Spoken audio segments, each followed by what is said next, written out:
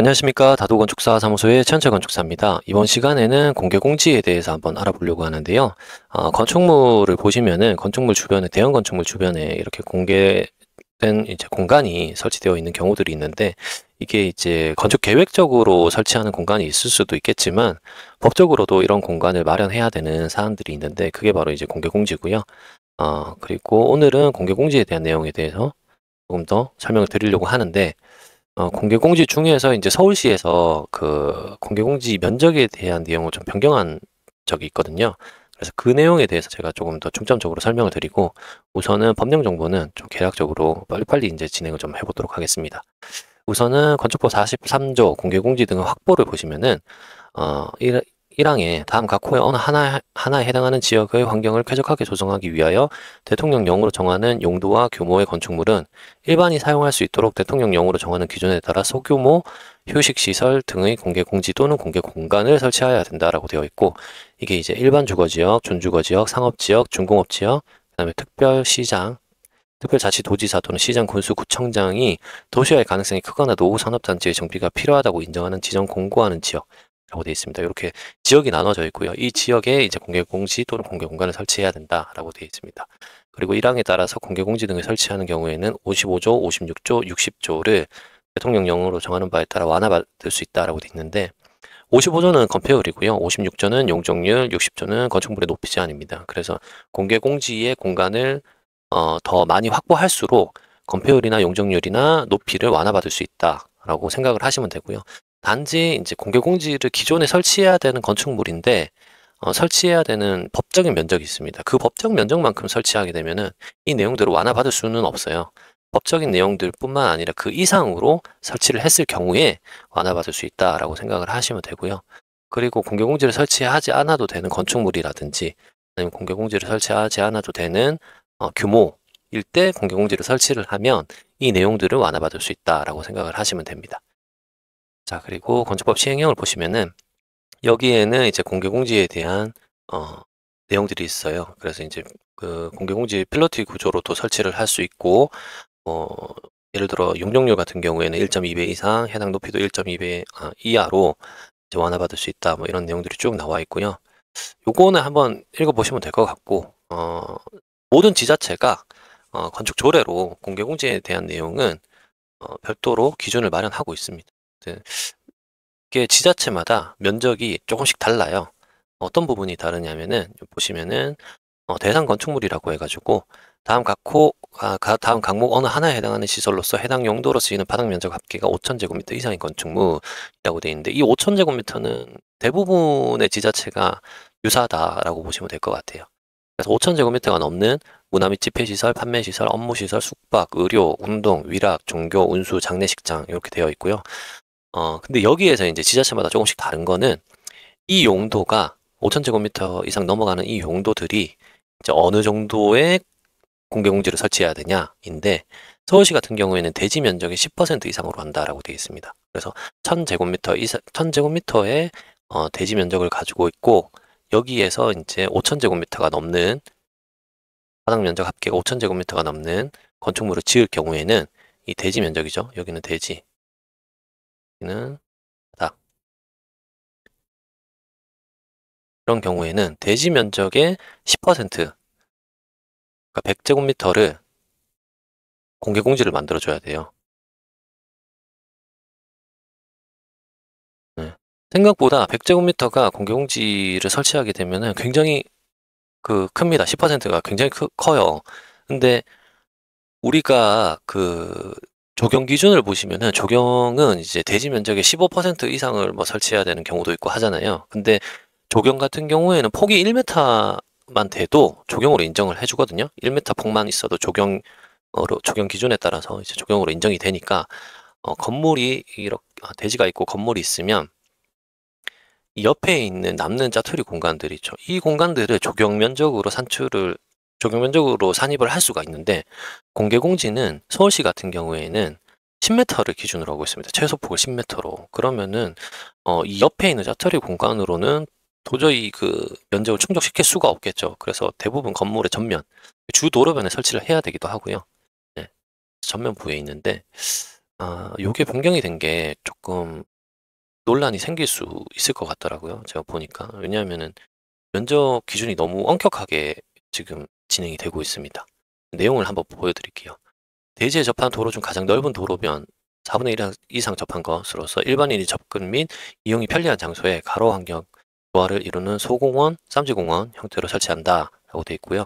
가장 넓은 도로면 설치가 불합리한 경우에는 위원회의 심의를 거쳐서 그 위치를 따로 정할 수 있다라고 되어 있어요. 그래서 우선은 대로변이 있으면 그 가장 큰 도로변에 설치를 해야 되고요. 2개소 이내로 설치를 해야 되는데 1개소의 최소 면적은 90제곱미터 이상으로 한다라고 되어 있습니다. 동전은 45제곱미터였거든요. 근데 이게 90제곱미터로 변경이 됐어요. 그리고 다만 설치 의무 면적이 90제곱미터를 미만인 경우에는 1개소에 해당하는 면적 확보 시 최소 면적 기준을 충족한 것으로 본다. 그러니까 이제 90제곱미터 우리가 이제 대지 면적이 900제곱미터가 안 되는 거죠. 900제곱미터가 안 됐을 때, 뭐 800제곱미터다라고 했을 때 대지 면적이 10%면은 80제곱미터만 설치를 하면 되죠. 80제곱미터만 설치를 하면 되는데 설치 의무 면적이 90제곱미터 미만인 경우가 되는 거죠. 그럴 경우에는 한 교소에 해당 면적 확보 시에 최소 면적 기준을 충족한 걸로 본다. 그러니까 90제곱미터를 안 해도 되고 대지 면적의 10%인 80제곱미터만 하면 된다라고 보시면 돼요. 그리고 최소 폭은 9m 이상으로 한다. 아, 제가 10m로 알고 있었는데 9m였네요. 최소 폭은 9m 이상으로 한다라고 되어 있습니다. 그래서 이제 다음 항목 어느 하나에 해당하는 경우에는 위원회 심의를 통해서 2분의 1까지 완화할 수 있다. 그럼 4.5m까지 완화할 수 있다라고 생각하시면 되고요. 설치 의무 면적은 90제곱미터 미만인 경우, 그 다음에 대지 여건상 일부 대지 폭이 9m 이상을 확보하기 어려운 경우, 이 2가지 경우에는 위원회를 통해서 2분의 1까지 완화를 할 수 있다라고 보시면 됩니다. 그리고 필로티 구조로 할 경우에는 유효 높이가 8m 이상으로 되어 있는데 필로티 구조에서 8m 이상 한다고 하면은 사실은 아파트 기준으로 한다고 하면은 최소한 3개층 동안 넉넉히 4개층 정도를 오픈을 해야 되는 거고요. 일반 건축물 같은 경우에는 최소한 3개층은 해야 될 것 같아요. 왜냐하면 층당 4m를 넘어가는 경우가 잘 없기 때문에 4m 하면 8m가 되잖아요. 근데 8m인데 유효 높이가 8m다 보니까 보라든지 천정 마감이라든지 이런 것들이 들어가게 되면은 8m 훌쩍 넘어가게 되죠. 최소한 9m 이상은 나와줘야 되는데 그러면은 3개층 이상은 확보해야지 필로티 구조로 인정을 받을 수가 있습니다. 공개공지가. 그리고 조경, 벤치, 파고라, 시계탑, 분수, 야외, 무대, 소규모 공중 화장실 등 다중 이용의 편의시설을 설치해야 된다. 라고 되어 있고요. 5. 공개공지 등은 지상에 설치하되 상부가 개방된 구조로 지하철 연결 통로에 접하거나 다수의 공중이 이용 가능한 공간으로서 위원회의 심의를 거쳐 지하 부분에도 설치할 수 있다라고 되어 있습니다. 지하철하고 연결 통로를 만든다 그러면은 그런 경우에도 공개공지를 인정받을 수 있다라고 생각하시면 되고요. 1호부터 4호 및 6호에도 불구하고 법 43조에서 정하는 공개공지 등에서 기후 여건 등을 고려해 건축물 내부 공간을 활용하여 조성하는 공개 공간의 경우에는 다음 항목이 정하는 바에 따른다 라고 되어 있는데 그러니까 공개공지 형태에 대해서는 제가 밑에 한 번 더 설명을 드릴 거예요. 근데 건축물 내에 그 공개공지를 설치하는 경우도 있거든요. 일반인 접근이 편리하고 다수 공중이 이용 가능한 공간으로 설치한다.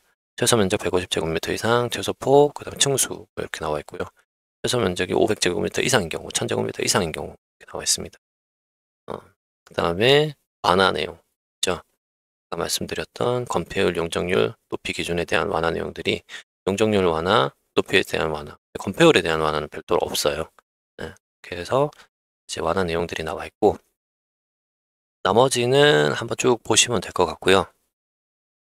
공개공지 설치하면 뭐 안내판을 설치해야 된다, 뭐 별도의 관리 대장을 만들어야 된다, 활용 방안이라든지 점검을 뭐 해야 된다 이런 내용들이 있는데 우선은 요 변경된 내용에 대해서 설명하기 전에 공개공지 취지에 대해서 한번 설명드릴게요. 공개공지는 1991년 건축법이 개정됨에 따라서 92년 건축법에 기재됐습니다. 92년 법령의 공개공지 확보의 의도가 명확하게 기재되어 있는데요. 도심지 등의 환경을 쾌적하게 조성하기 위하여 대통령이 정하는 용도 및 규모의 건축물은 일반이 사용할 수 있도록 대통령령이 정하는 기준에 의하여 소규모 휴게시설 등의 공개공지 또는 공개공간을 설치해야 된다라고 되어 있습니다. 이렇게 이제 법적인 취지라고 생각을 하시면 될 것 같아요. 쾌적한 환경을 조성하기 위해서 일정 규모 되는 건축물에는 설치해야 된다. 근데 이제 공개공지가 도입된 게 91년도 한국 사회가 이제 산업화 도시화로 빠르게 변하던 시기였고 도심지에서 고층 건축물이 급증했으나 보행자나 시민을 위한 공공공간은 심하게 부족하게 되었고 이를 완화하기 위한 대책으로 됐습니다. 그리고 현재는 공개공지가 다양한 형태로 만들어지고 있는데 그 형태에 대해서 설명을 좀 드리겠습니다. 공개공지 형태 중에 외부 오픈형 공개공지가 있는데 이게 가장 일반적이에요. 가장 많은 형태의 공개공지고 오늘 열린공간 베스트 100선에서 서울시에서 배포하고 있는 자료 중에 하나에 제가 사진을 가지고 온 건데 가장 일반적인 방식이고 건축물이 주로 대로변에 이제 설치가 돼 있어서 보행자들이 자연스럽게 이제 들어와서 이제 앉아서 쉰다든지 아니면 이 공간에서 뭐 어떤 활동을 할 수 있다든지 그래서 이제 개방감이라든지 접근성이 가장 좋은 형태다라고 보시면 될 것 같아요. 그리고 두 번째 형태가 필로티 하부. 이런 거는 이제 대지의 공간이 협소한 경우에 많이 설치합니다. 지금처럼 공간이 굉장히 넓은 경우에는 별도로 외부에다가 만들면 되겠지만 공간이 좁은 경우에 상업지역 같은 경우에 이런 경우가 좀 많죠. 상업지역 같은 경우 공간이 좀 좁다 보니까 필로티 하부형으로 설치하는 그 경우가 많이 있습니다. 그리고 건축물 내부형인데 이거는 잘 없어요. 근데 이제 로비 또는 이제 아트리움 형태로 설치를 하는 건데 1층 또는 중앙에 보행자 개방하는 방식으로 대형 복합 건축물인 경우에 많이 설치를 하고 누구나 이제 들어와서 나갔다 할 수 있는 보안장치나 보안장치가 이제 있기는 하겠지만 24시간 개방돼 있어야 되겠죠. 이런 경우에. 그래서 건축물의 관리나 유지 관리 면에서는 사실은 좋지는 않습니다.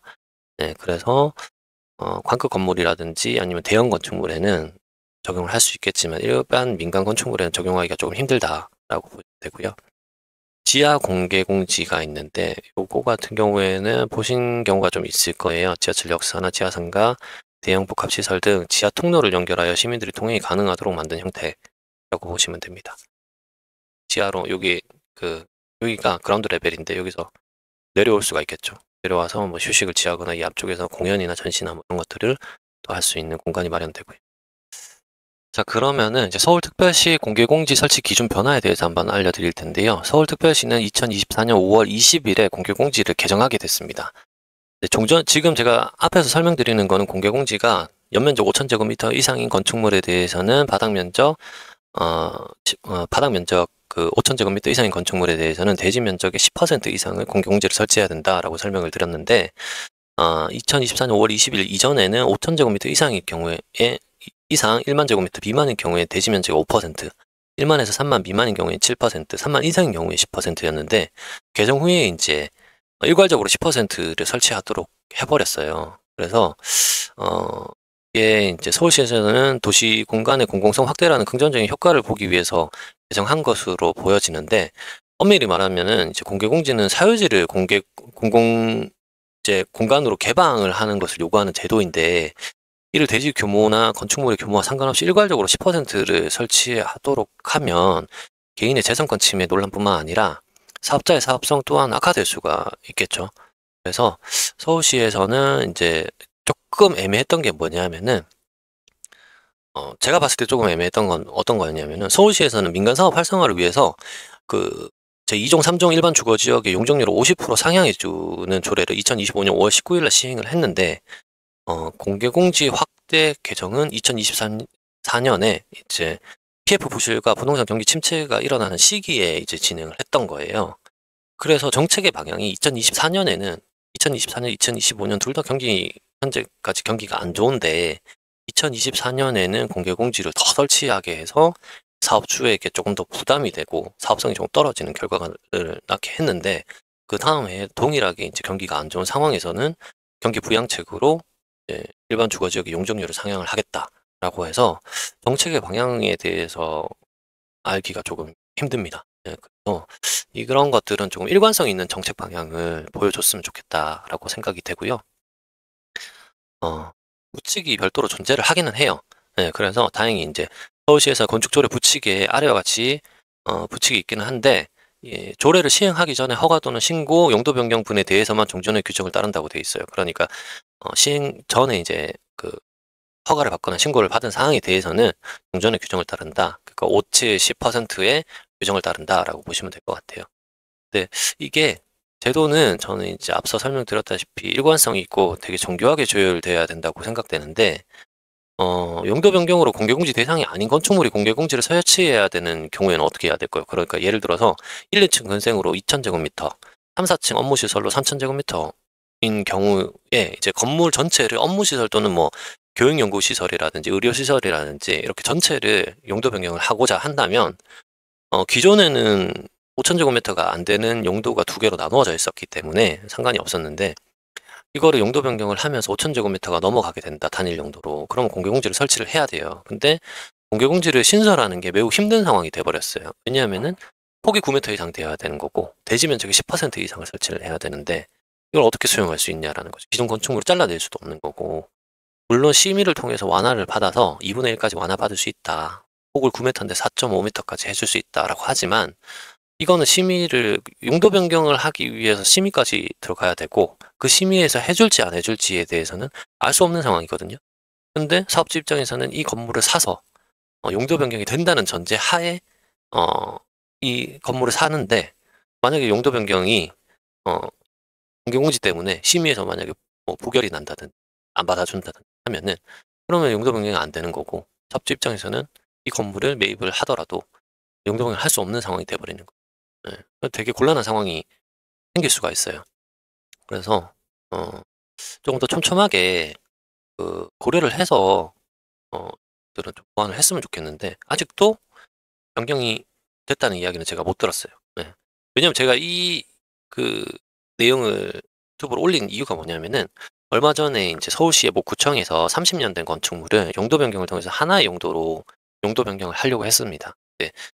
다른 법령들에 대해서는 현행법을 다 따라 뭐 당연히 현행법을 따라가기 때문에 현행법에 맞춰서 어 적용이 가능한데 한 가지 공개 공지가 걸리는 거예요. 기존 건축물이 그 용도가 조금 다양하게 적용이 돼 있었고 그거를 이제 일괄적으로 하나의 용도로 만들려고 하다 보니 공개 공지 대상이 됐는데 공개 공지 폭을 9m 이상으로 하고 대지 면적이 10% 이상으로 설치를 하도록 했습니다. 근데 용도 변경을 못하는 상황이 생겨 버렸어요. 왜냐면은 오래된 건물이다 보니까 건물 앞쪽에 여유 공간이 9m가 없었고 그 여유 공간이 없는데 10% 이상도 나오지가 않았었거든요. 그래서 건축위원회 심의를 통해서 받아볼 수 있을까라고 해서 담당자하고도 이야기를 해 봤지만 심의해서 해 줄지 이걸 승인을 해 줄지 안 해 줄지에 대해서는 미지수다라고 이야기를 했어요. 4.5m가 될지 안 될지도 모르고 그 4.5m가 된다고 하더라도 대지 면적의 10% 이상을 설치를 해야 되는데 10%를 하려면은 기존 건축물은 공개공지 하나로는 안 되고 공개공지를 2개, 3개로 쪼개야 되는 상황이 있었거든요.